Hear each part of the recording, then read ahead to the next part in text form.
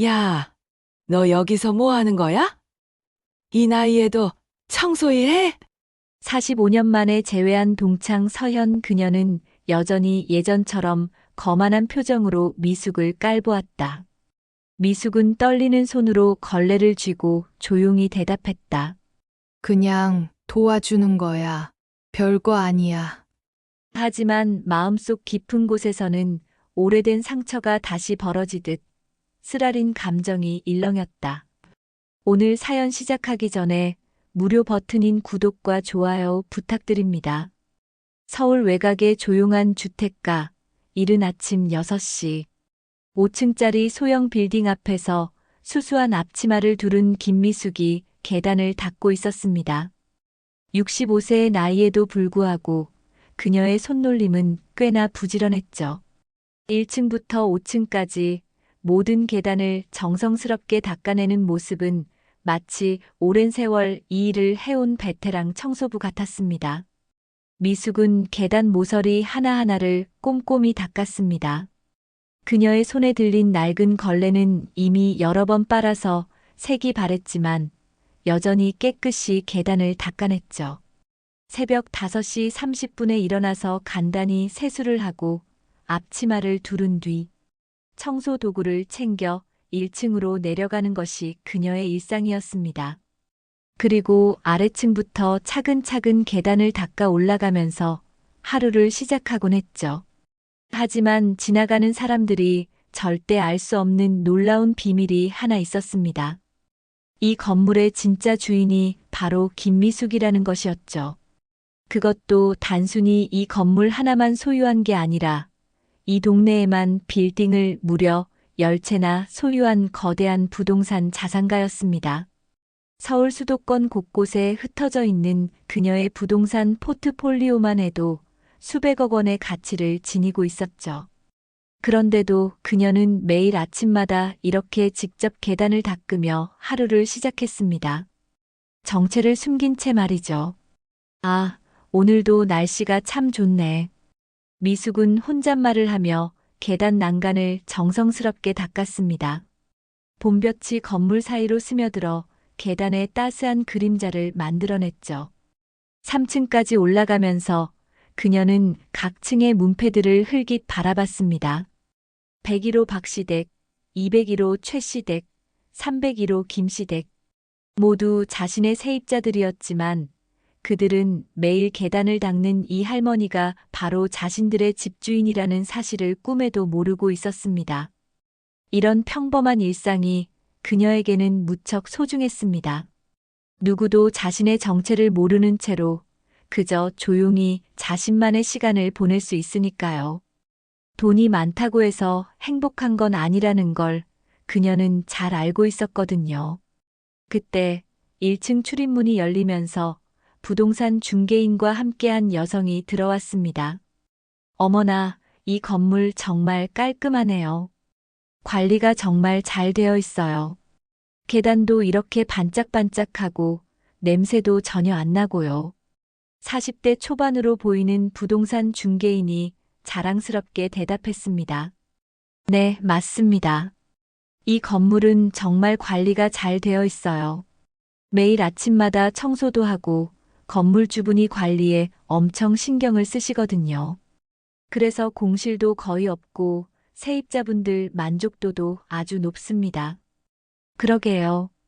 요즘 이런 깔끔한 건물 찾기가 쉽지 않은데. 미숙은 5층 계단을 닦다가 고개를 들어 그 여성을 바라봤습니다. 순간 마치 번개에 맞은 것처럼 온몸이 굳어버렸죠. 그 얼굴, 그 목소리, 그 특유의 말투까지. 45년이라는 긴 세월이 흘렀지만 절대 잊을 수 없는 얼굴이었습니다. 고등학교 시절 자신을 그토록 무시했던 그 얼굴 말이죠. 어머, 어머나, 김미숙? 너 미숙이 맞지? 세상에 이게 뭔 일이야.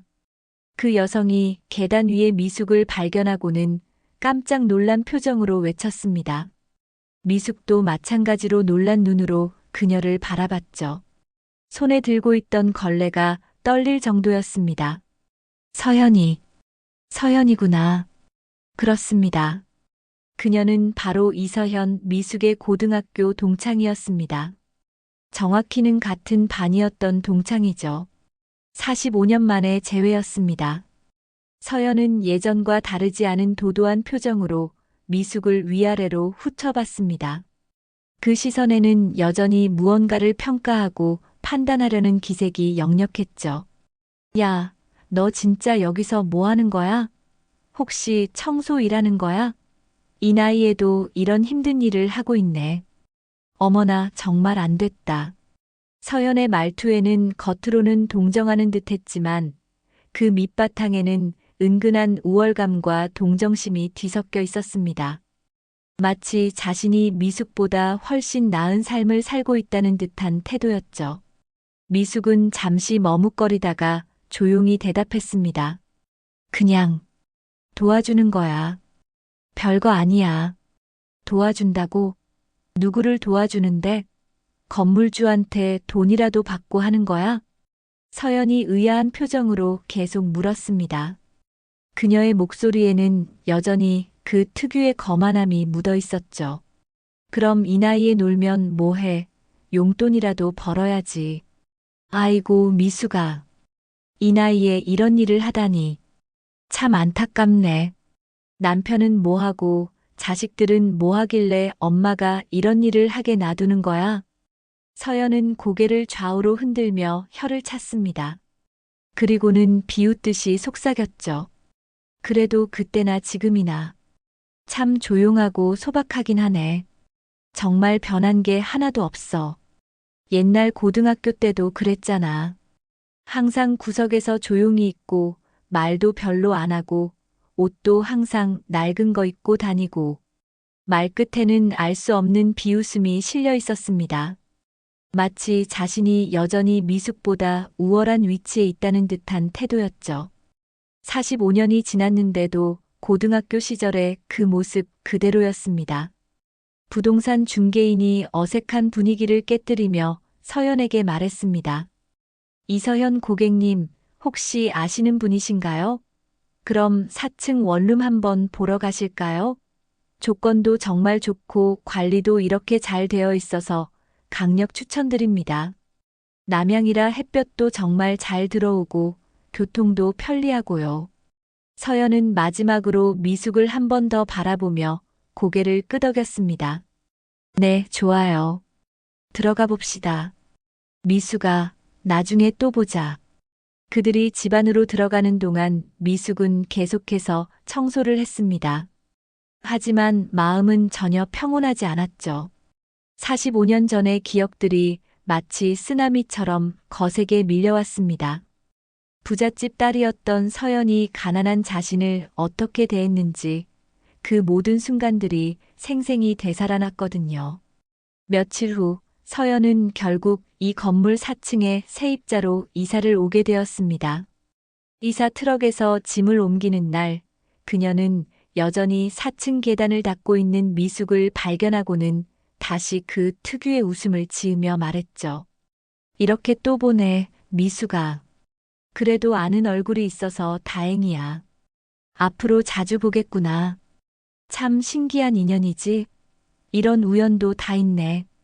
서연의 말투에는 여전히 그 특유의 건방진 느낌이 물씬 풍겼습니다. 마치 자신이 미숙에게 큰 호의를 베푸는 것처럼 말하는 거죠. 앞으로 잘 부탁해. 그런데 정말 신기하다.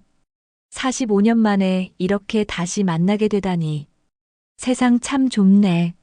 미숙은 그저 말없이 고개를 끄덕였습니다. 그날 저녁 미숙은 5층 꼭대기층의 고급 복층 주거 공간에서 차를 끓이며 창밖을 바라봤습니다.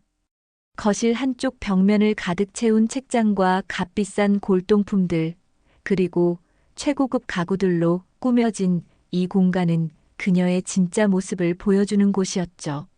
지금은 누가 이 동네에 어울릴까? 미숙은 작은 한숨을 쉬며 중얼거렸습니다. 45년 전 그때와는 정반대가 된 상황. 과연 서연은 언제쯤 진실을 알게 될까요? 이사 온 첫 주가 지나자 서연은 본격적으로 이웃 세입자들과 어울리기 시작했습니다. 특히 건물 앞 작은 벤치에서 저녁 시간마다 벌어지는 수다 모임에 자연스럽게 끼어들었죠. 1층에 사는 박영희 아주머니, 2층에 최순자 할머니와 함께 3명이서 동네 이야기꽃을 피우곤 했습니다. 요즘 물가가 얼마나 올랐는지 아세요? 마트 가면 정말 깜짝 놀라요. 박영희가 한숨을 쉬며 말했습니다. 최순자도 고개를 끄덕이며 맞장구를 쳤죠. 맞아요. 예전 같지 않아요. 그나저나 서연 씨는 어떻게 이 동네까지 오게 되셨어요? 서연은 잠시 머뭇거리다가 애매하게 대답했습니다. 아, 그냥 조용한 곳을 찾다 보니까요. 시끄러운 곳은 질색이거든요. 사실 서연에게는 말할 수 없는 쓰라린 사정이 있었습니다. 남편이 3년 전에 갑작스럽게 세상을 떠난 후 아들의 연이은 사업 실패로 인해 강남에 있던 40평대 아파트를 울며 겨자 먹기로 팔아야 했거든요. 그렇게 해서 이 외곽 지역의 작은 원룸까지 밀려나게 된 거였죠. 하지만 그런 치부를 이웃들에게 털어놓기에는 자존심이 허락하지 않았습니다. 그때 마침 계단을 닦고 있던 미숙이 걸레를 들고 1층으로 내려오는 모습이 보였습니다. 서연은 기다렸다는 듯이 그녀를 가리키며 말했죠. 저 청소하는 분 보이죠? 저분이랑 저 고등학교 동창이에요. 어머, 그래요? 세상 참 좁네요. 박영희가 놀라며 말했습니다. 서연은 은근히 우월감을 드러내며 목소리를 낮춰 말했습니다. 네, 옛날에도 그랬지만 참 촌스러웠어요. 그땐 공부도 못하고 집안도 어려워서 교복도 언니 거 물려입고 다녔거든요. 점심도 제대로 못 챙겨와서 가끔 굶는 날도 있었고 말이에요. 아이고, 그랬구나. 최순자가 혀를 차며 동정하는 표정을 지었습니다. 서연은 마치 자신의 화려했던 과거를 자랑하듯 말을 이어갔죠. 저희 집은 그때 아버지가 건설회사를 하셔서 꽤 잘 살았어요. 그래서 학교에서도 인기가 많았고 친구들도 저랑 어울리려고 난리였는데 미숙이는 항상 교실 구석에서 혼자만 있었어요. 말수도 없고 성격도 소심하고 미숙은 계단 아래에서 우편함을 정리하며 그 모든 말을 다 듣고 있었습니다. 하지만 아무 표정 변화 없이 조용히 서 있었죠. 45년이 지났는데도 서연의 말투는 조금도 달라지지 않았습니다. 다른 사람을 깎아내리면서 자신을 높이는 그 뿌리 깊은 습성 말이죠. 그런데 지금 봐도 별로 달라진 게 없네요. 여전히 말없고 소극적이고 옛날 그 모습 그대로예요. 서연이 한숨을 쉬며 말했습니다. 박영희가 살짝 눈치를 보며 조심스럽게 말했죠. 그래도 일하시는 분 얘기를 이렇게 하는 건 좀. 뭐가 문제예요? 저희가 오랜 친구니까 더 잘 아는 거죠. 사실을 말하는 건데 뭐. 서연은 전혀 개의치 않는 표정이었습니다. 오히려 더욱 당당하게 말했죠. 어쨌든 참 기가 막혀요. 이렇게 우연히 만나게 되다니. 그런데 남편은 뭐 하는 사람인지, 자식들은 왜 엄마를 이런 데서 일하게 놔두는 건지 정말 모르겠어요. 요즘 시대에 65세 할머니가 남의 집 계단을 닦고 다니다니. 그날 밤 10시가 넘어서 서연의 방에서 술이 취한 듯한 큰 목소리가 들려왔습니다. 아들과의 전화 통화였죠. 뭐, 또 손에 났다고? 이번엔 또 얼마나 날린 거야? 그래서 나보고 또 돈 보내달라는 거지. 나도 이제 더는 안 돼. 강남 아파트 팔아서 준 돈이 벌써 2억인데 또 달라고. 서연의 목소리가 건물 전체에 울려 퍼졌습니다. 5층까지 모든 세대에서 들릴 정도로 컸죠. 마지막이 벌써 몇 번째야. 너 때문에 나까지 이런 쪽방에서 살게 됐잖아. 강남에서 여기까지 쫓겨 내려왔다고. 미숙은 5층 거실에서 그 모든 소리를 들으며 찻잔을 조용히 내려놓았습니다. 서연의 진짜 상황이 적나라하게 드러나고 있었죠. 그녀가 이 동네로 온 진짜 이유, 그리고 여전히 허세를 부리며 체면을 차리려고 하는 절박한 이유까지 말입니다. 다음 날 아침 미숙이 평소처럼 3층 계단을 닦고 있을 때 서연이 부스스한 머리로 내려왔습니다. 어젯밤의 격한 통화 때문인지 얼굴이 많이 부어 있었죠. 아, 미숙아. 안녕. 응, 안녕 서연아. 서연은 잠시 망설이다가 조심스럽게 물었습니다. 혹시 어젯밤에 내가 전화하는 소리 들었어? 아니, 못 들었어. 미숙은 거짓말을 했습니다. 서연의 자존심을 배려해서였죠. 하지만 서연은 여전히 다른 사람을 깎아내리는 말을 멈추지 않았습니다. 그나저나 미숙아, 너 정말 언제까지 이런 일 할 거야? 우리 나이가 몇인데 돼. 체면이라는 것도 있고. 괜찮아. 몸 움직이는 것도 좋고 건강에도 나쁘지 않더라. 건강에 좋기는 남들이 뭐라고 생각하겠어. 자식들한테도 미안하지 않아? 서연의 말에는 여전히 그 뿌리 깊은 편견과 거만함이 고스란히 배어 있었습니다. 자신은 아들 때문에 이런 처지가 되었으면서도 정작 다른 사람은 판단하려 드는 거였죠. 오후 2시쯤 서연의 베란다에서 또다시 전화 소리가 들려왔습니다. 여보세요? 카드 회사요? 아, 연체 통지서 받았어요. 이번 달 말까지만 기다려주세요. 곧 돈이 들어올 예정이거든요. 이어서 한숨 섞인 목소리가 계속됐죠. 병원비도 밀렸다고요? 아이고, 알겠어요. 최대한 빨리 해결하겠습니다. 미숙은 5층에서 그 소리를 들으며 창밖을 바라봤습니다. 서연의 현실이 점점 더 적나라하게 드러나고 있었지만 여전히 그녀는 남을 무시하는 태도를 버리지 못하고 있었습니다. 사람은 정말 쉽게 변하지 않는구나. 미숙은 찻잔을 들며 중얼거렸습니다. 하지만 동시에 마음 한편으로는 옛 동창에 대한 복잡한 감정도 느껴졌습니다. 아무리 자신을 무시했던 과거가 있다고 해도 지금의 서연은 분명 절박하고 힘든 상황에 처해 있었으니까요. 그래도 아직은 때가 아니야. 미숙은 자신의 정체를 밝힐 생각이 전혀 없었습니다. 서연이 진정으로 달라질 때까지는 조용히 지켜보기로 했죠. 과연 그런 날이 언제쯤 올까요? 계단 아래에서는 여전히 서연의 한숨 소리가 들려오고 있었습니다. 이사 후 한 달쯤 지났을 때부터 서연의 행동에 눈에 띄는 변화가 생기기 시작했습니다. 미숙이 매일 아침 1층 복도와 우편함 주변을 청소할 때면 서연이 갑자기 나타나서는 이상한 행동을 보이기 시작한 거죠. 처음에는 별로 신경 쓰지 않았습니다. 그냥 우편물을 확인하러 나오는 것이라고 생각했거든요. 하지만 점점 그 행동이 이상해졌습니다.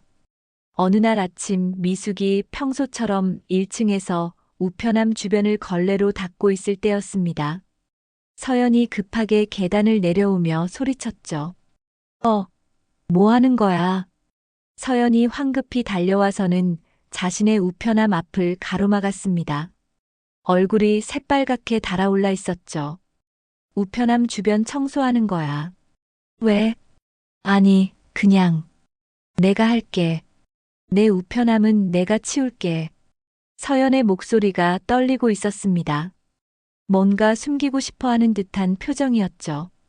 그녀는 미숙을 밀어내며 자신의 우편함을 열었습니다. 그 순간 우편함에서 편지들이 우수수 쏟아져 나왔습니다. 너무 많이 쌓여 있었던 거죠.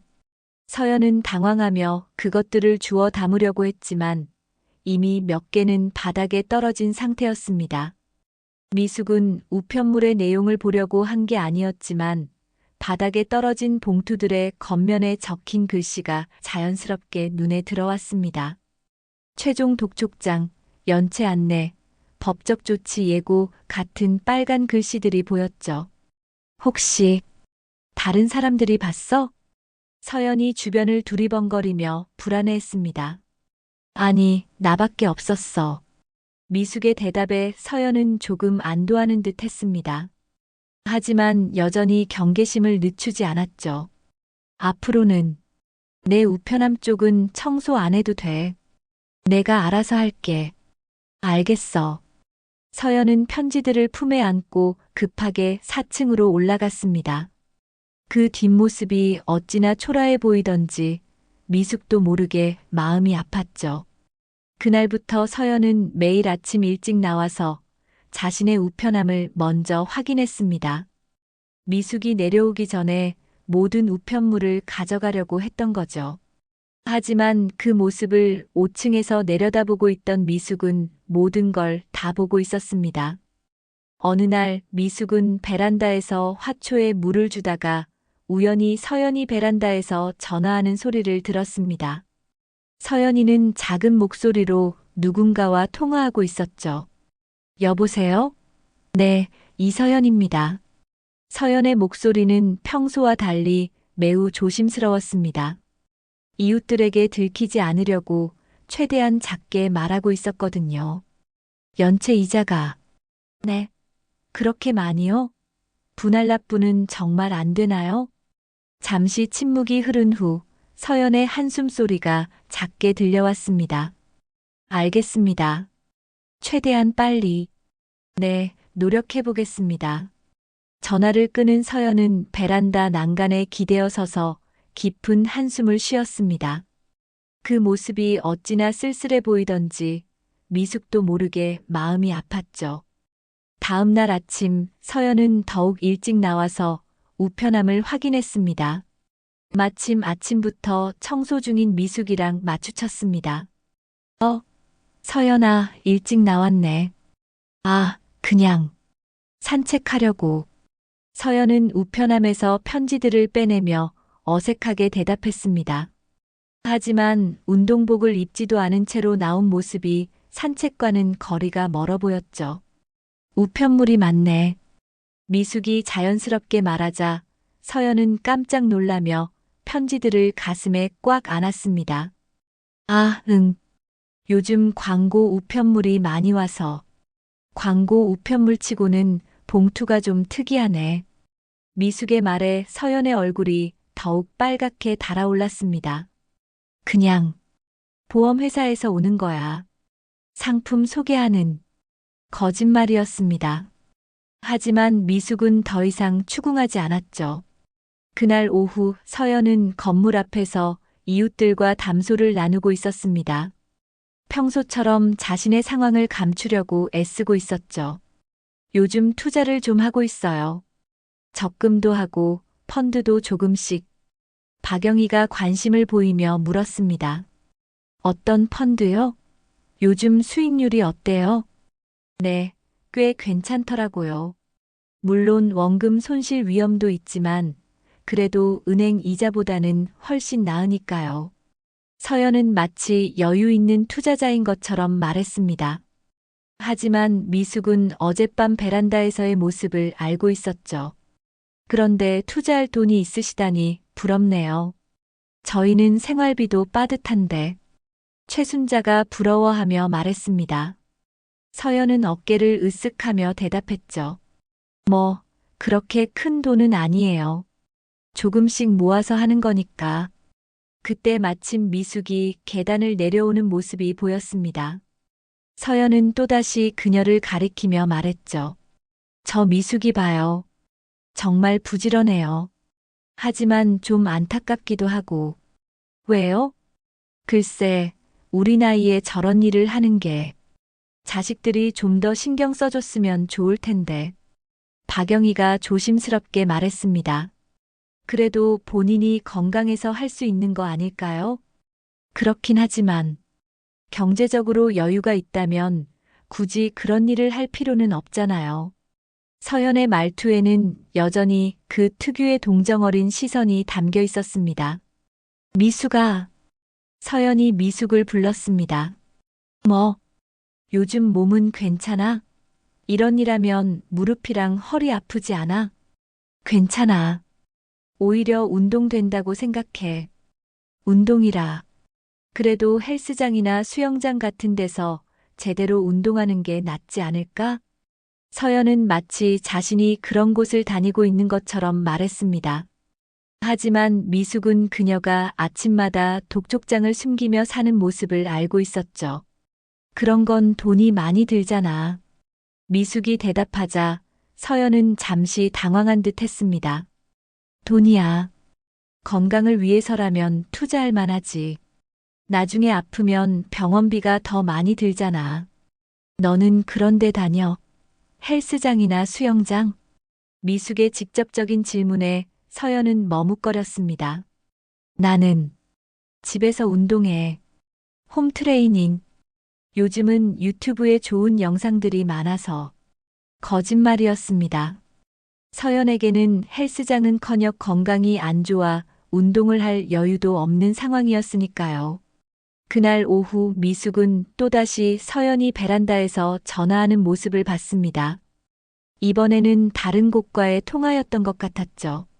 치료비 분할 납부 좀 안 될까요? 한 번에 그렇게 큰 금액은 정말 어려워서.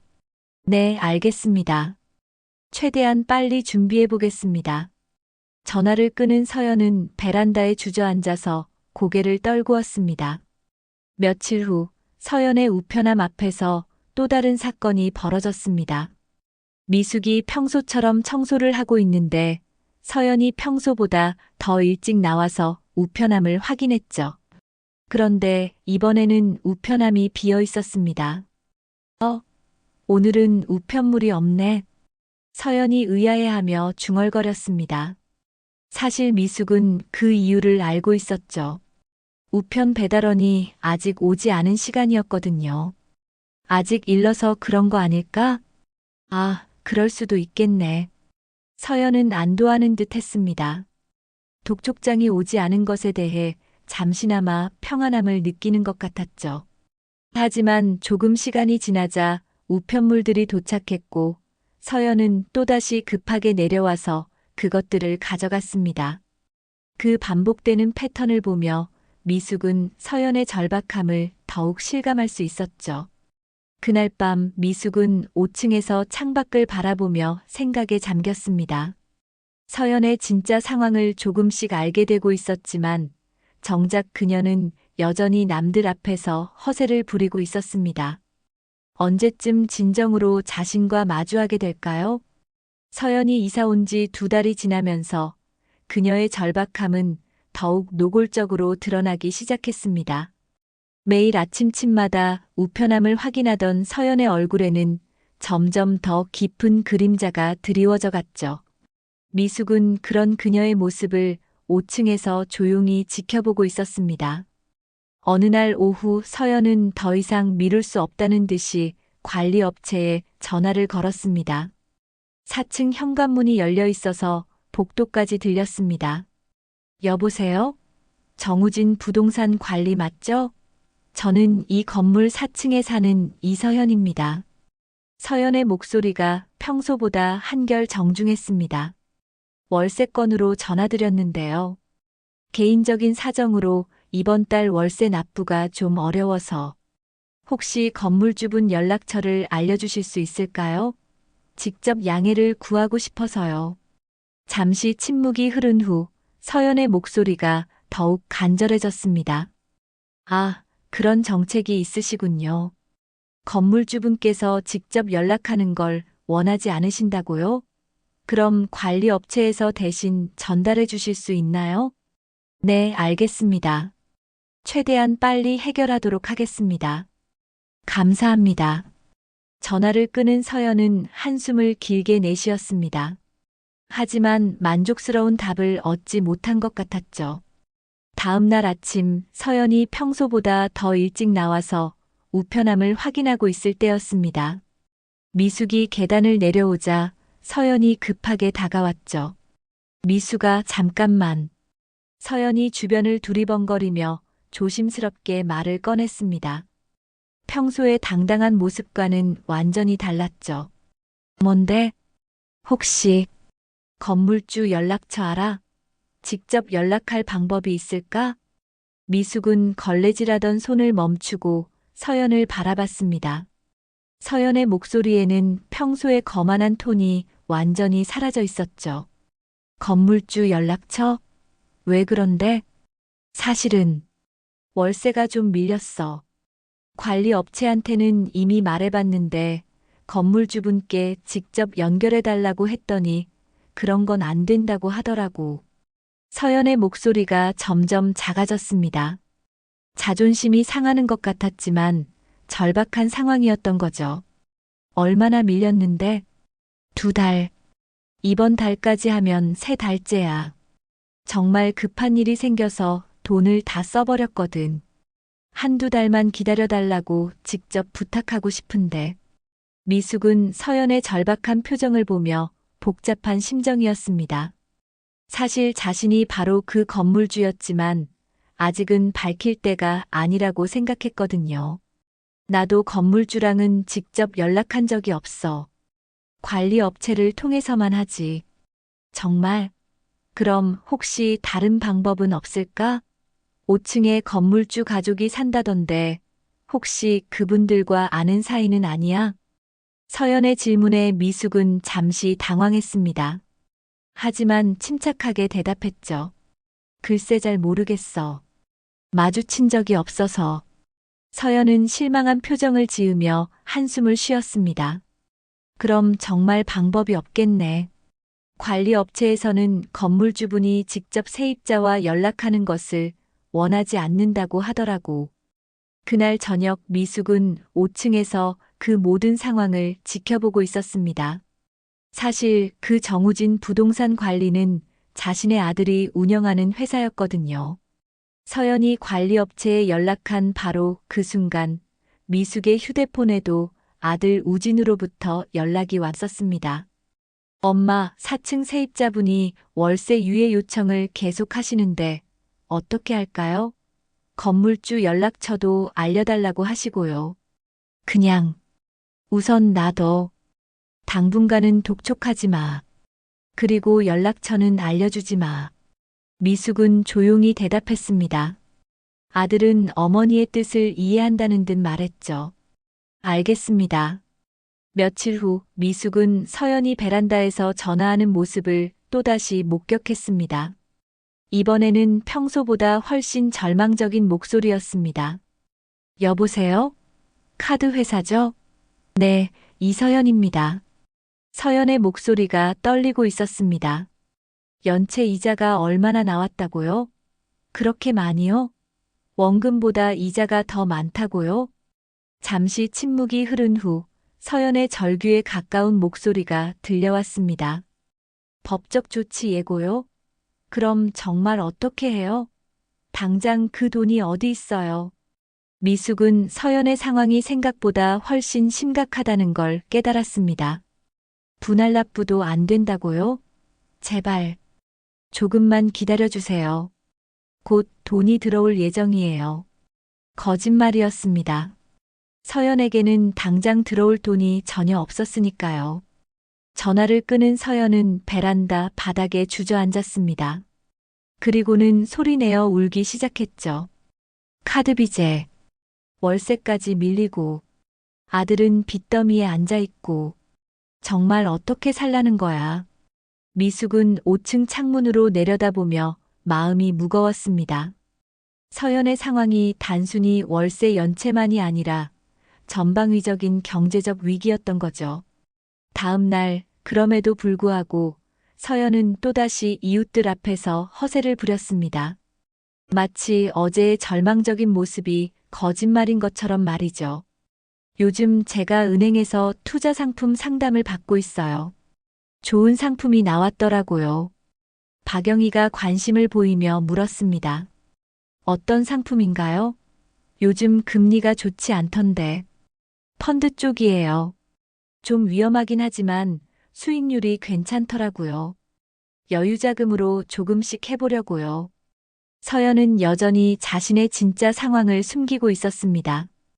카드빚 때문에 절망하고 있다는 사실도, 월세를 못 내서 고민하고 있다는 사실도 절대 드러내지 않았죠.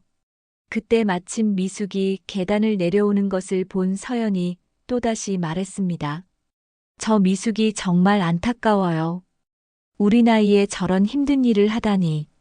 그래도 성실하시잖아요. 박영희가 말했지만 서연은 고개를 저었습니다. 성실한 게 문제가 아니라 경제적 여유가 없는 거겠죠. 자식들이 좀 더 도와줬으면 좋을 텐데. 미숙은 그 말을 들으며 씁쓸한 웃음을 지었습니다. 자신은 아들에게 수억 원을 다 털어줘서 이런 처지가 되었으면서 정작 다른 사람의 자식들은 판단하고 있었으니까요. 미숙아. 서연이 미숙을 불렀습니다. 뭐, 너는 노후 준비 같은 거 해놨어? 연금이나 적금 같은. 하고 있어. 어떤 걸로? 요즘 물가 오르는 속도가 워낙 빨라서 미리미리 준비해야 해. 서연의 말투에는 여전히 그 특유의 우월감이 담겨 있었습니다. 미숙은 조용히 대답했죠. 그런 건 내가 알 필요 없어. 친구니까 관심 갖는 거지. 나이 들어서 돈 없으면 정말 비참해져. 자식들한테 손 벌리고 살 수는 없잖아. 미숙은 더 이상 대답하지 않고 계단을 올라갔습니다. 서연의 이중적인 모습이 점점 더 극명하게 드러나고 있었거든요. 자신은 카드빚과 월세 때문에 절망하면서도 다른 사람에게는 경제적 준비를 하라고 하는 그 모순적인 모습 말이죠. 그날 오후 서연은 또다시 베란다에서 전화를 걸었습니다. 이번에는 다른 카드 회사였던 것 같았죠. 최저 납부 금액도 못 내겠다고요?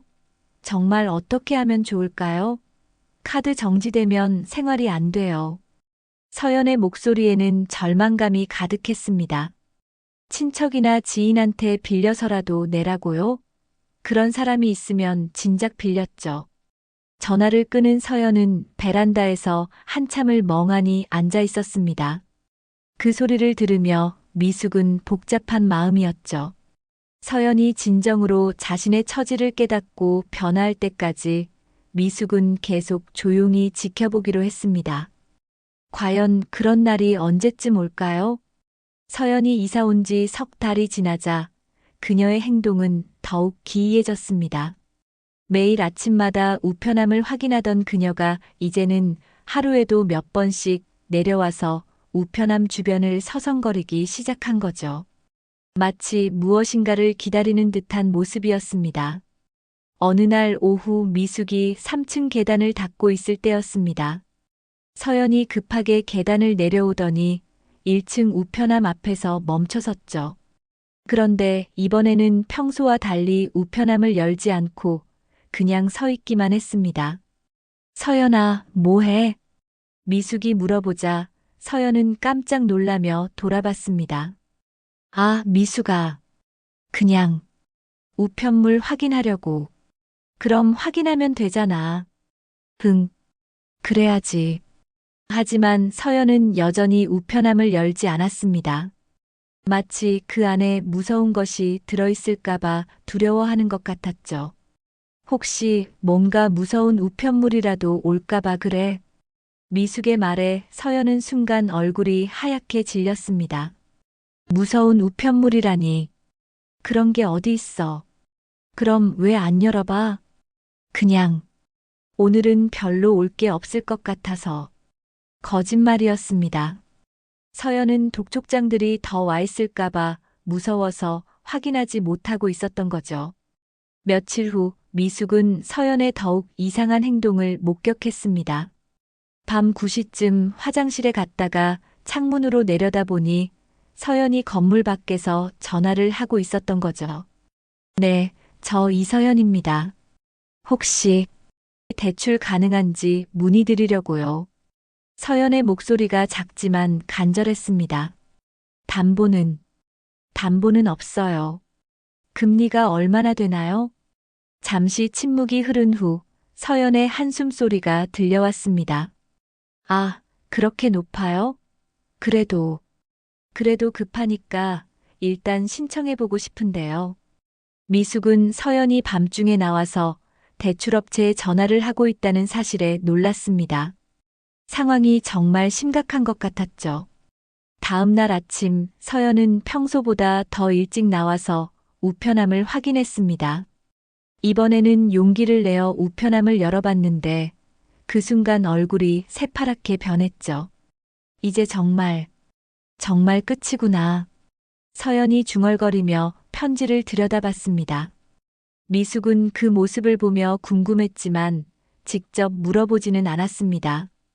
그날 오후 서연은 건물 앞에서 이웃들과 대화를 나누고 있었습니다. 하지만 평소와 달리 표정이 많이 어두워 보였죠. 요즘 좀 피곤해 보이세요. 박영희가 걱정스럽게 말했습니다. 아, 네. 요즘 잠을 잘 못 자서요. 나이가 드니까 잠이 안 와요. 서연은 애써 웃으며 대답했습니다. 그래도 건강 관리는 잘하고 계시죠? 물론이죠. 정기 검진도 받고 운동도 하고 여전히 허세를 부리고 있었지만 목소리에는 힘이 없었습니다. 그때 마침 미숙이 지나가는 것을 본 서연이 말했습니다. 저 미숙이는 정말 대단한 것 같아요. 매일 그렇게 부지런하게 일하고 정말 성실하시죠. 최순자가 맞장구 쳤습니다. 하지만 좀 걱정되기도 해요. 우리 나이에 그런 일 하기 쉽지 않은데. 서연의 말에는 평소와 달리 진심 어린 걱정이 섞여 있었습니다. 미숙아. 서연이 미숙을 불렀습니다. 뭐, 요즘 몸은 괜찮아? 힘들지 않아? 괜찮아. 왜? 그냥 친구로서 걱정돼서. 너무 무리하지 마. 서연의 말투가 평소보다 훨씬 부드러웠습니다. 자신의 어려운 처지를 겪으면서 조금씩 변화하고 있는 것 같았죠. 그날 저녁 미숙은 또다시 서연이 건물 밖에서 전화하는 모습을 봤습니다. 이번에는 다른 곳과의 통화였던 것 같았죠. 미안하지만 정말 어쩔 수 없어서 그러는 거야. 조금만 도와줄 수 없을까? 서연이 누군가에게 도움을 요청하고 있었습니다. 그래. 그럴 줄 알았어. 미안해. 괜한 소리 했네. 전화를 끊은 서연은 길가에 주저앉았습니다. 그리고는 소리내어 울기 시작했죠. 정말 어떻게 해야 하지? 미숙은 그 모습을 보며 마음이 아팠습니다. 서연이 점점 더 절망적인 상황으로 몰리고 있는 것 같았거든요. 며칠 후 서연의 행동에 또 다른 변화가 생겼습니다. 이웃들과 대화할 때 예전처럼 허세를 부리지 않기 시작한 거죠. 요즘 경기가 정말 안 좋네요. 서연이 한숨을 쉬며 말했습니다. 맞아요. 물가는 오르고 일자리는 없고. 박영희가 맞장구 쳤습니다. 특히 우리 같은 나이에는 더 어려워요. 젊은 사람들도 힘든데 우리야 말할 것도 없고. 서연의 말에는 진심이 담겨 있었습니다. 더 이상 자신이 특별하다고 생각하지 않는 것 같았죠. 그래도 서로 도우며 살아야죠. 최순자가 말했습니다. 맞아요. 이웃끼리 서로 챙겨줘야 해요. 서연도 고개를 끄덕였습니다. 예전 같으면 자신은 도움을 받을 필요가 없다고 했을 텐데 이제는 달라진 것 같았습니다. 그때 미숙이 지나가는 것을 본 서연이 말했습니다. 미숙아, 고생 많아. 뭔 소리야. 정말로. 나도 요즘 느끼는 건데 사는 게 쉽지 않네. 서연의 말에는 이전과 달리 겸손함이 배어 있었습니다. 다들 각자 어려운 일이 있지. 미숙이 대답하자 서연은 고개를 끄덕였습니다. 맞아. 남의 사정은 모르고 함부로 판단하면 안 되는 것 같아. 서연이 조금씩 변화하고 있다는 걸 미숙도 느낄 수 있었습니다. 하지만 아직 완전히 변한 건 아니었죠. 여전히 자신의 진짜 상황을 완전히 드러내지는 못하고 있었으니까요. 그날 밤 미숙은 5층에서 창밖을 바라보며 생각했습니다. 서연이 조금씩 변하고 있지만 진정한 변화를 위해서는 더 큰 충격이 필요할 것 같았습니다. 과연 그런 순간이 언제 올까요? 서연의 작은 변화들이 계속되던 어느 날 결정적인 사건이 벌어졌습니다. 그날은 유독 바람이 강하게 불던 저녁이었죠. 서연은 장을 보고 돌아오는 길에 건물 입구에서 우편함을 살피다가 문득 멈칫했습니다. 2층, 3층, 4층. 모두 이름이 적힌 작은 명찰이 붙어 있는데 유독 5층 맨 위에 우편함만 이름이 없다는 걸 눈치챈 것이었죠. 대신 조그맣게 관리사무소 전용이라 적혀 있었습니다. 이상하네. 5층엔 누가 사는 거지? 서연이 혼잣말을 하고 있을 때 마침 1층 집에서 나오던 박영희가 말을 걸어왔습니다. 뭘 그렇게 유심히 보세요? 아, 그냥. 5층 우편함이 좀 특이해서요. 이름이 없네요. 아, 거기요? 건물주 가족분이 사신다던데요. 평소엔 거의 안 내려오셔서 잘 모르죠. 박영희의 대답에 서연의 눈이 휘둥그레졌습니다. 건물주 가족이요? 네, 그런데 정말 조용히 사세요. 몇 년째 사는데 한 번도 제대로 본 적이 없어요. 서연은 갑자기 궁금해졌습니다. 자신이 월세를 못 내서 고민하고 있는 바로 그 건물주가 5층에 살고 있다는 사실 말이죠. 혹시 어떤 분인지 아세요? 글쎄요. 나이 드신 분 같기는 한데 워낙 조용히 지내셔서요. 그날 밤 서연은 잠을 이루지 못했습니다. 5층에 건물주가 살고 있다는 사실이 계속 머릿속을 맴돌았거든요. 혹시 직접 만나서 사정을 얘기하면 이해해 주실까 하는 생각이 들었습니다. 다음 날 오후 서연은 용기를 내어 5층으로 올라가 보기로 했습니다. 하지만 막상 5층 문 앞에 서니 차마 배를 누르지 못하겠더군요. 한참을 서성이다가 결국 내려왔습니다. 그때 마침 미숙이 4층 계단을 닦고 있었습니다. 서연아, 뭐하러 5층까지 올라갔어? 아, 그냥 궁금해서. 5층에 정말 사람이 사나 싶어서. 왜? 건물주 가족이 산다던데 한 번도 본 적이 없잖아. 미숙은 잠시 망설이다가 대답했습니다. 사람은 사는 것 같던데. 가끔 불빛도 보이고. 서연은 더욱 궁금해졌습니다. 그리고 며칠 후 결정적인 순간이 찾아왔죠. 그날은 서연이 또다시 5층 앞에서 망설이고 있을 때였습니다. 갑자기 엘리베이터는 없고 계단만 있는 이 건물에서 5층 문이 열리는 소리가 들렸습니다. 서연은 깜짝 놀라서 계단 모서리에 숨었습니다. 그리고 조심스럽게 내려다봤죠. 그 순간 5층에서 나오는 사람을 보고 서연은 더욱 놀랐습니다. 다름 아닌 미숙이었던 거죠. 미숙이가 왜 5층에서? 서연은 혼란스러웠습니다. 미숙이 5층에 청소하러 올라간 건지 아니면 다른 이유가 있는 건지 알 수 없었거든요. 미숙이 계단을 내려가고 난 후 서연은 조심스럽게 5층 문 앞으로 다가갔습니다. 문에는 정말로 아무 이름도 적혀 있지 않았죠. 혹시 미숙이가 여기서 청소 일을 하는 건가? 서연은 그렇게 생각하기로 했습니다. 다른 가능성은 상상할 수도 없었거든요. 며칠 후 서연은 미숙에게 조심스럽게 물어봤습니다. 미숙아, 혹시 5층에도 청소하러 가?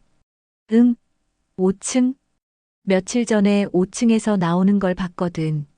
그래서 궁금해서. 미숙은 잠시 당황했지만 침착하게 대답했습니다. 아, 가끔 가지. 필요할 때만.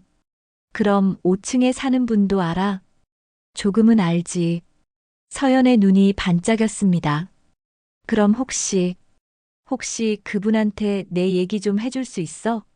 월세 때문에 정말 어려운 상황이라고. 글쎄, 제발 미숙아. 너 말고는 부탁할 사람이 없어.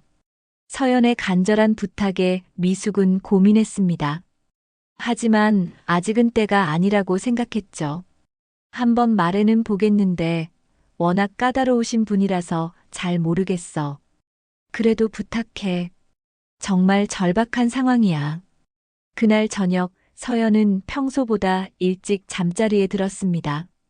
미숙이 자신을 위해 건물주에게 말해줄 거라는 희망 때문이었죠. 하지만 미숙은 5층에서 복잡한 마음으로 차를 마시고 있었습니다. 서연이 조금씩 변하고 있는 건 사실이지만 아직도 진정으로 겸손해지지는 못한 상태였거든요.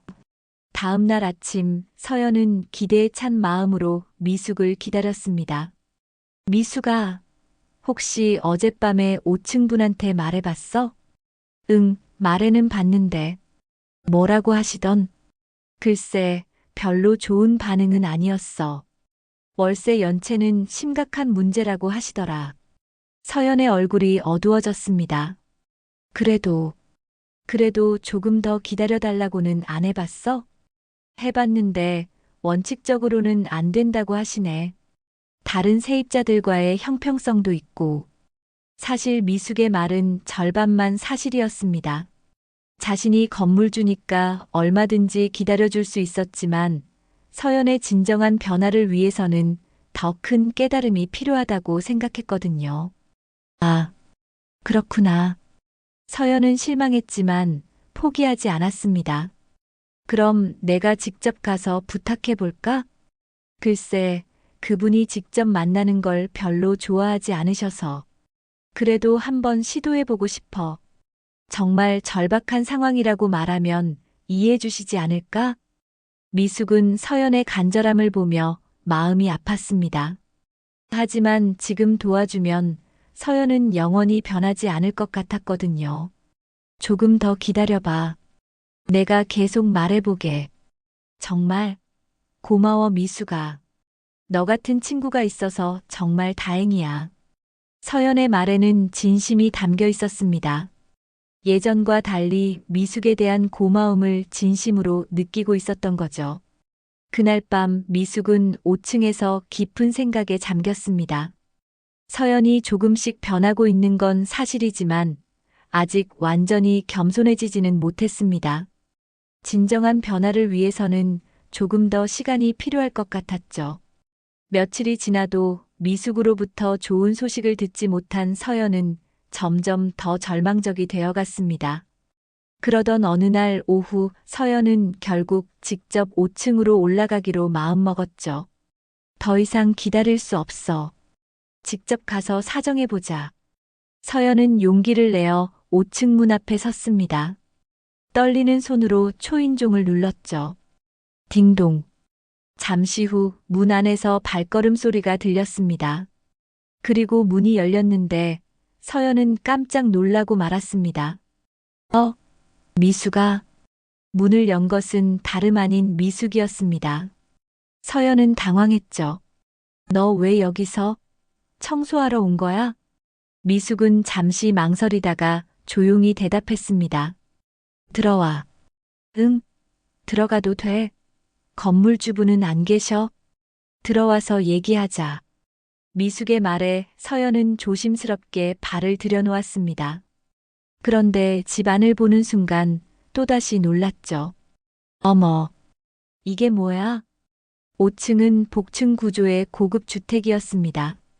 거실 한쪽 벽면을 가득 채운 책장과 값비싼 골동품들, 그리고 최고급 가구들로 꾸며져 있었죠. 일반적인 집들과는 차원이 다른 공간이었습니다. 미숙아, 여기가 진짜 건물주 집 맞아? 왜 이렇게 넓고 좋아? 앉아. 미숙이 소파를 가리키며 말했습니다. 서연은 여전히 어리둥절한 표정으로 앉았죠. 건물주분은 언제 오셔? 내가 기다려도 될까? 그때 미숙이 조용히 말했습니다. 서연아, 나야. 뭐가 너야? 이 건물 주인이 나야. 순간 서연의 얼굴에서 모든 색깔이 사라졌습니다. 마치 벼락을 맞은 것 같은 표정이었죠. 뭔 소리야? 농담하는 거지? 농담 아니야. 이 건물 주인이 나고 이 동네에만 빌딩을 10채 가지고 있어. 서연은 한동안 아무 말도 하지 못했습니다. 머릿속이 하얗게 변해버린 거죠. 그럼 지금까지, 무시하면서 동정하던 그 사람이 바로 내 집주인이었어. 서연은 그 자리에서 얼어붙었습니다. 지금까지 자신이 미숙에게 했던 모든 말들이 머릿속을 스쳐 지나갔거든요. 저 미숙이 정말 안타까워요. 우리 나이에 저런 일을 하다니. 자식들이 무책임한 거예요. 체면도 있는 건데. 모든 말들이 부메랑이 되어 돌아왔습니다. 그럼 왜? 서연의 목소리가 떨렸습니다. 왜 그동안 말 안 했던 거야? 굳이 말할 필요 있었을까? 말한다고 해서 내가 나를 다르게 봤을까? 미숙의 차분한 목소리에 서연은 더욱 부끄러워졌습니다. 아니, 그래도 내가 그동안 한 말 다 들었어. 내가 나를 얼마나 무시했는지, 동정했는지 다 알고 있어. 서연은 소파에 그대로 주저앉았습니다. 부끄러움과 당황스러움, 그리고 자괴감이 한꺼번에 밀려왔거든요. 그때도, 지금도, 난 왜 이렇게 자꾸 사람을 위아래로만 보지? 넌 변하지 않았어. 고등학교 때나 지금이나. 그런데 난 변했지. 그래서 난 굳이 너한테 나를 증명하고 싶지 않았어. 미숙의 말에 서연은 고개를 들 수 없었습니다. 그럼 월세는 당연히 안 받을 거야. 애초에 내가 내지 못한다는 걸 알고 있었으니까. 왜 그렇게 해줬어? 친구니까. 미숙의 단순한 대답에 서연은 더욱 눈물이 났습니다. 나는 친구한테 그렇게 못됐는데. 그래도 넌 내 친구야. 서연은 한참 동안 울었습니다. 45년 만에 느끼는 진짜 부끄러움이었죠. 미숙아, 정말 미안해. 정말 미안했어. 이제라도 그런 말할 수 있다는 게 나는 고맙다. 그동안 내가 얼마나 교만했는지, 얼마나 우물 안개구리였는지, 이제야 깨달았어. 서연은 진심으로 참회하고 있었습니다. 그런데 미숙아, 왜 계단을 닦고 다녔어? 건물주인데. 사람이 돈이 많다고 행복한 건 아니야. 나도 외로웠거든. 그런데 그런 일을 하면서 이웃들과 자연스럽게 어울릴 수 있었어. 그리고 미숙은 잠시 말을 멈췄다가 계속했습니다. 너를 지켜보고 싶기도 했고, 나를, 내가 정말 변할 수 있는지 보고 싶었어. 서연은 미숙의 깊은 배려를 깨달았습니다. 나 때문에 그런 고생을 했구나. 고생이 아니야. 계단을 닦다 보면 결국 사람도 닦이더라. 자기 자신부터.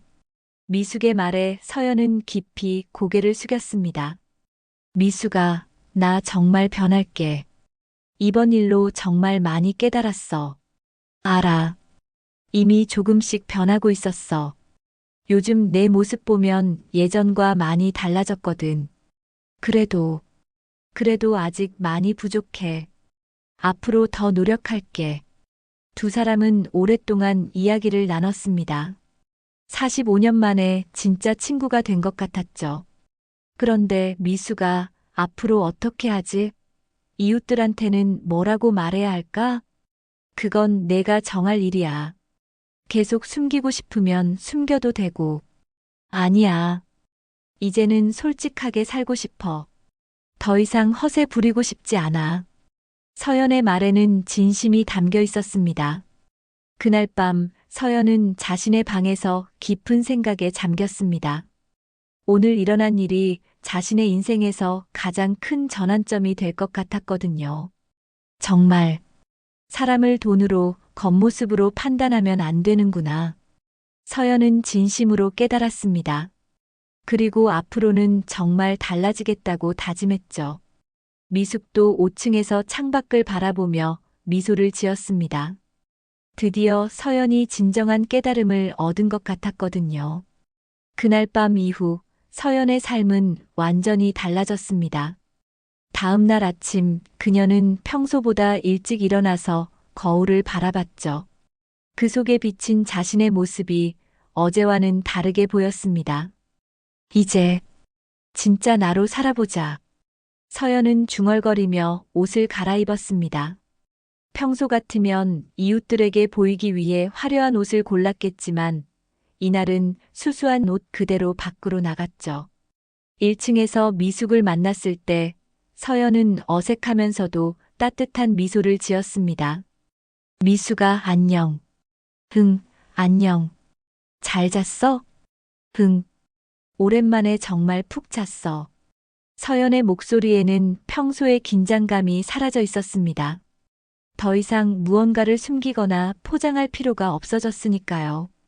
그날 오후 서연은 건물 앞에서 이웃들과 대화를 나누며 처음으로 솔직한 모습을 보였습니다. 사실 제가 그동안 거짓말을 많이 했어요. 박영희와 최순자가 놀란 표정으로 서연을 바라봤습니다. 무슨 말씀이세요? 투자한다. 여유가 있다. 그런 말들이 다 거짓말이었어요. 사실은 정말 어려운 상황이었거든요. 서연은 자신의 진짜 이야기를 털어놓기 시작했습니다. 아들이 사업 실패하면서 제가 가진 모든 걸 다 잃었어요. 강남 아파트도 팔고 적금도 다 깨고. 그래서 여기까지 오게 된 거예요. 어머나, 그런 사정이 있으셨구나. 최순자가 동정어린 표정을 지었습니다. 그런데 왜 그동안 말씀 안 하셨어요? 박영희가 물었습니다. 자존심 때문이었어요. 평생 잘난 척하고 살았는데 갑자기 어려워졌다고 말하기가 부끄러웠거든요. 서연의 솔직한 고백에 이웃들은 오히려 더 따뜻하게 대해줬습니다. 우리 모두 어려운 건 마찬가지예요. 서로 도우며 살면 되죠. 맞아요. 혼자 끙끙 앓지 말고 힘들 때는 말씀하세요. 이웃들의 따뜻한 위로에 서연은 눈물이 날 것 같았습니다. 그동안 자신이 얼마나 외로웠는지 깨달았거든요. 며칠 후 서연은 미숙에게 찾아가서 말했습니다.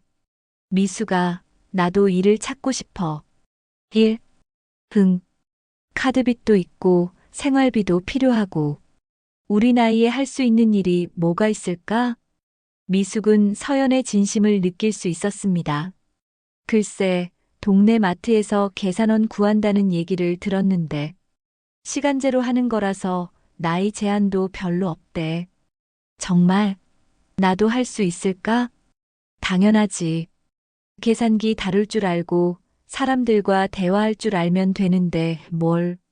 서연은 설레는 마음으로 고개를 끄덕였습니다. 그런데 미수가 처음에는 좀 어색할 것 같아. 평생 그런 일 해본 적이 없거든. 처음엔 다 그래. 나도 처음에 이런 일 시작할 때 어색했어.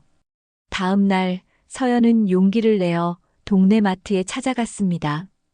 사장은 생각보다 친절했죠. 나이는 좀 있으시지만 성실해 보이시네요. 한번 해보시죠. 감사합니다. 열심히 하겠습니다. 서연의 첫 출근 날 미숙이 응원하러 와줬습니다. 떨려. 많이. 그런데 설레기도 해. 이런 기분 처음이야. 잘할 거야. 힘들면 언제든지 말해. 서연은 마트에서 일하면서 새로운 세계를 경험했습니다. 처음에는 계산기 다루는 것도 서툴렀지만 점점 익숙해져 갔죠. 손님, 봉지 필요하세요? 네, 감사해요. 총 8,000원입니다. 손님들과 나누는 소소한 대화들이 서연에게는 새로운 즐거움이었습니다. 일주일 후 서연은 미숙에게 신나서 말했습니다. 미숙아, 일이 생각보다 재밌어. 그래. 응. 사람들이 다 친절하고 사장님도 좋으시고 그리고 뭔가 보람도 있어. 다행이네. 특히 할머니들이 와서 고맙다고 할 때가 제일 좋아. 예전엔 몰랐는데 일한다는 게 이런 기분이구나. 서연의 얼굴에는 평온한 미소가 떠 있었습니다. 한 달 후 서연은 첫 월급을 받았습니다. 비록 많지는 않았지만 자신이 직접 벌어들인 돈이라는 게 무척 뿌듯했죠. 미숙아, 내가 첫 월급으로 너한테 커피 한 잔 사줄게. 괜찮아. 아니야. 꼭 사주고 싶어. 내가 아니었으면 나 지금도 허세 부리며 살고 있었을 거야. 두 사람은 동네 카페에서 커피를 마시며 이야기를 나눴습니다. 그런데 미수가 요즘 마트에서 일하면서 느끼는 건데, 일하는 게 이렇게 좋은 줄 몰랐어. 어떤 게 좋아? 사람들을 만나는 것도 좋고, 뭔가 사회에 도움이 된다는 느낌도 들고, 그리고 무엇보다 내 힘으로 돈을 벌어서 떳떳해. 서연의 말에는 진심이 담겨 있었습니다. 예전엔 일하는 사람들을 무시했는데 정말 잘못 생각했더라. 모든 일에는 다 나름의 가치가 있구나. 그런 걸 깨달았다니 다행이야. 몇 달이 지나자 서연은 마트에서 없어서는 안 될 직원이 되었습니다. 손님들도 서연을 좋아했고 사장도 만족해했죠. 서연 씨, 정말 성실하게 일하시네요. 요즘 이런 분 찾기 힘든데. 감사합니다. 저도 일하는 게 즐거워요. 어느 날 서연은 마트에서 일하다가 옛날 강남 지역 지인을 우연히 만났습니다. 그 사람은 서연을 알아보고 놀란 표정을 지었죠. 서연 씨, 여기서 뭐 하세요? 예전 같으면 부끄러워서 어쩔 줄 몰랐을 텐데, 이제 서연은 당당했습니다. 일하고 있어요. 보시다시피 계산원이에요. 아, 그렇구나. 그 사람은 어색해했지만 서연은 전혀 개의치 않았습니다. 손님, 뭐 도와드릴까요? 오히려 더 친절하게 대했죠. 그날 저녁 서연은 미숙에게 그 일을 얘기했습니다. 옛날 아는 사람을 만났는데 전혀 부끄럽지 않더라. 그래? 응. 오히려 당당했어. 내가 정직하게 일해서 버는 돈인데 뭘 부끄러워해. 미숙은 서연의 변화에 기뻤습니다. 어느 따뜻한 봄날, 서연은 마트에서 퇴근한 후 미숙과 함께 계단에 앉아서 대화를 나눴습니다. 미숙아, 넌 나한테 인생의 진짜 어른이 뭔지 가르쳐 줬어. 미숙은 빗자루를 멈추고 서연을 바라봤습니다. 진짜 어른? 응. 돈이 많고 지위가 높다고 어른이 아니라 정직하게 살고 남을 배려할 줄 아는 사람이 진짜 어른이더라. 서연의 말에 미숙은 따뜻한 미소를 지었습니다. 계단을 닦다 보면 결국 사람도 닦이더라. 자기 자신부터. 미숙의 말에 서연은 깊이 고개를 끄덕였습니다. 햇살이 계단에 내려앉았습니다. 두 사람은 말없이 서로를 바라보며 조용히 웃었습니다. 그리고 묵은 세월을 털어내듯 마음이 따뜻해졌죠. 서연은 이제 진짜 행복했습니다. 돈은 많지 않았지만 정직하게 일하며 떳떳하게 사는 삶이 얼마나 소중한지 깨달았거든요. 그리고 무엇보다 진짜 친구가 곁에 있다는 것이 가장 큰 행복이었습니다. 더 많은 이야기로 다시 찾아올게요. 구독과 좋아요는 큰 힘이 됩니다.